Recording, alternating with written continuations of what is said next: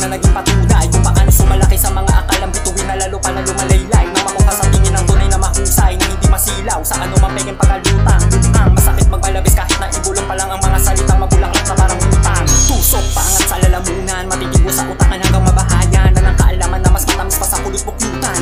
Kaya dapat pausukan na ng binabagang musika upang masalina na mga utak karapon sa panahon na kawalaan ng vitamina ni nais man ang iba maging malamig na malaging pa magiging bal. Kulang sa paraan na di naman dapat, kaya dapat tamang batayan ang batayan sa bantayog ng kultura para di mabalahura pang muli mga pasala-sala na nasalaula sa kagagawa ng mga nakakaapekto sa kaluluwa, nakakasura, nagkapula sa ugali at linya ang pampasura. Pero tao nga naman, may nakalaan pa rin ang pagbabago pagdating sa dulo. Ang pulo ay dapat munang nasa puso para makaisip ng magarbo na pandayo upang ibahagi sa ating lahing Pilipino. Dito biro totoo lamang nakatistigo kung paano hinulma yung tula ng mga manunula, pinapanatiling makabuluhan pa man ang ating pinakaugalian ng tila pa museo.